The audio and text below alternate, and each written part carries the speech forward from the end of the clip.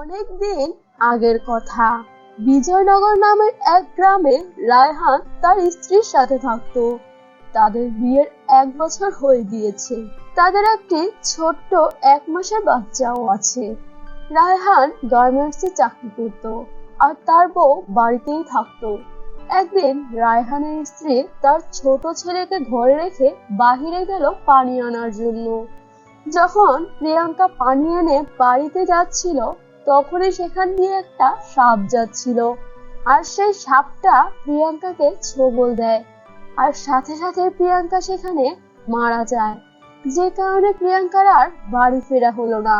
আর এদিকে তার স্বামী কাজ শেষে বাড়ি ফিরে তাকে বাড়িতে দেখতে পেল না। বিছানায় শুয়ে শুয়ে তার ছোট্ট ছেলেটি খুব জোরে জোরে কান্না করছে। আরে এই প্রিয়াঙ্কারে কোথায় গেল ছেলেটাকে রেখে?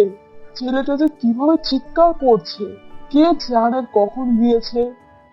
এই বলে রায়হান নিজেই তার ছোট্ট বাচ্চাটিকে ফিডার খাওয়ালো। তারপর অনেকক্ষণ হয়ে গেল, কিন্তু তার স্ত্রী ফিরলো না। এরপর রায়হান খুবই দুশ্চিন্তায় পড়ে গেল। তারপর সে বাচ্চাকে সঙ্গে করে নিয়ে বের হলো তার স্ত্রীকে খোঁজার জন্য।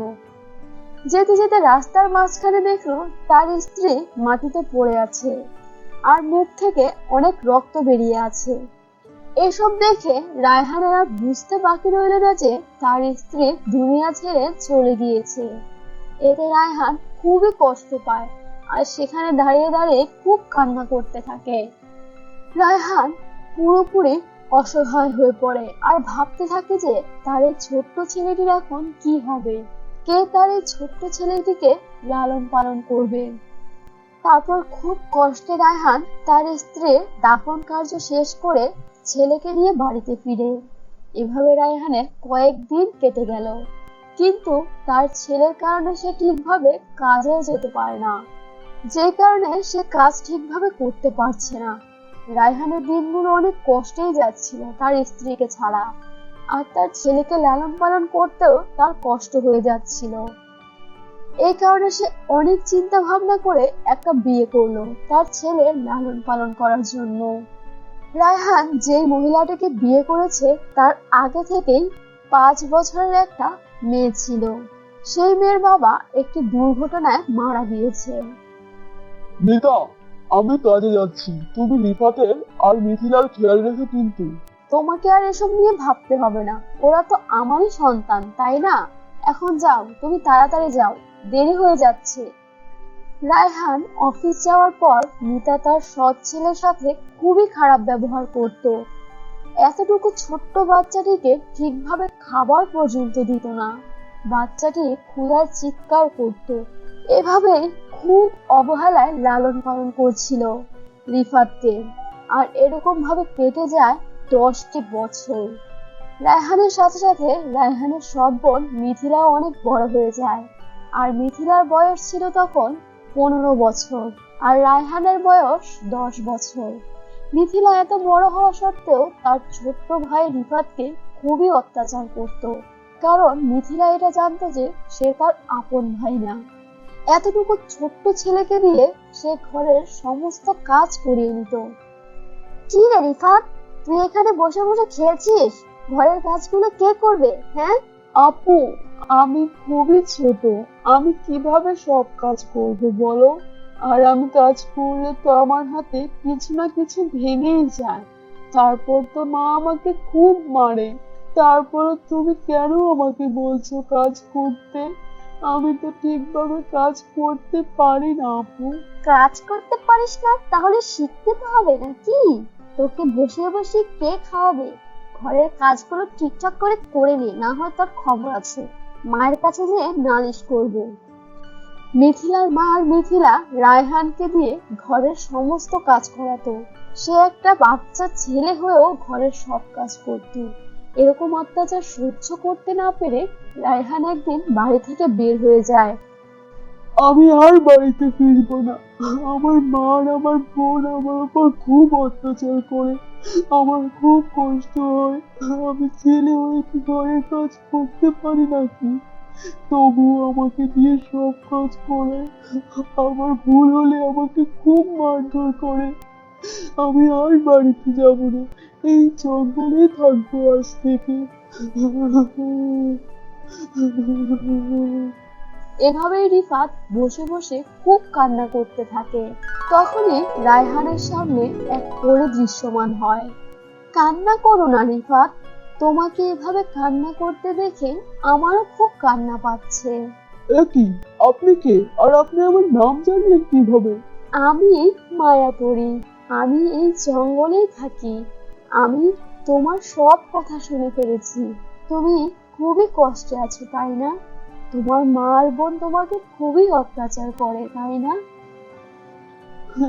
ঠিক বলেছো তুমি।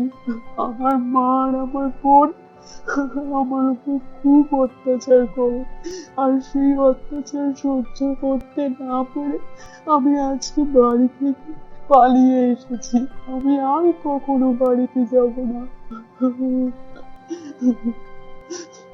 শোনো রিফাত, তুমি কান্না করো না এভাবে। তোমার আর বাড়িতে ফিরতে হবে না। আমি তোমাকে একটা জাদুর বাড়ি দিচ্ছি। আজ থেকে তুমি সেই বাড়িতেই থাকবে। আর সেই বাড়িতে কোনো কিচ্ছুর অভাব নেই। তুমি যখন যা চাইবে তখনই তা তোমার সামনে হাজির হয়ে যাবে। আর আজকে থেকে আমি তোমার লালন পালন করব। বুঝতে পেরেছো? কি? সত্যি বলছো? তুমি আমাকে দেখাশোনা করবে? এ তো আমার কাছে স্বপ্নের মতো। এরপর থেকে সেই পরী রিফাতের লালন পালন করলো। রিফাতকে স্কুলে ভর্তি করিয়ে দিল। আর তার সমস্ত কিছুর খেয়াল সেই পরীটা নিজেই রাখে।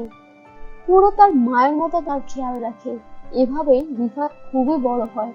এভাবেই রিফাত তার জীবনে অনেক দূর পর্যন্ত এগিয়ে যায়। তারপর যখন রিফাত তার সাফল্যের উচ্চ সিঁড়িতে পৌঁছে গেল, একদিন সে তার বাবা মায়ের কথা মনে করলো। তারপর সে তার বাবা মায়ের বাড়িতে গেল। যে দেখলো তাদের খুবই দুর্দশা। কি মা, আপনি হুইল চেয়ারে বসে আছেন কেন?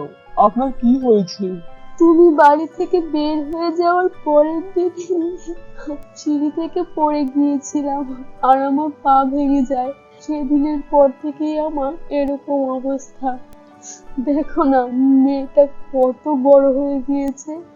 এখনো পর্যন্ত মেয়েটাকে বিয়েও দিতে পারলাম না। তোমার সাথে অপকর্মের ফল এগুলো আমি বুঝতে পেরেছি। তোমার কাছে ক্ষমা চাওয়ার জন্য তোমাকে আমি অনেক ভেবেছি। আর তোমার বাবাও এই দুনিয়া ছেড়ে চলে গিয়েছে। এখন আমরা দুজন খুবই একা, আমাদের কেউই নেই। আমাদের ক্ষমা করে দাও। এ কথা শুনে রিফাত খুবই কষ্ট পেল। তারপর রিফাত বলল, মা, বোন, তোমরা চিন্তা করো না, আমি তো আছি। সব কিছু ঠিক হয়ে যাবে। আর তোমরা যে তোমাদের ভুল বুঝতে পেরেছো, এটাই অনেক। আর তোমরা যদি আমার উপর অত্যাচার না করতে, তাহলে আমি আর আজ এ পর্যন্ত আসতে পারতাম না। আমাকে আমার পরিবার লালন পালন করে এ পর্যন্ত এনেছে। এই পরিবারের কারণে আমি আজকে তোমাদের সামনে আসতে পেরেছি। তার সৎ মা আর সৎ বোনকে মাফ করে দিয়ে তাদেরকে আপন করে নিল। আর তারাও তাদের ভুল স্বীকার করলো। এরপর থেকে তারা রায়হানের সাথেই থাকতে শুরু করলো। এখন থেকে তারা সবাই সুখে শান্তিতে দিন কাটাতে লাগলো।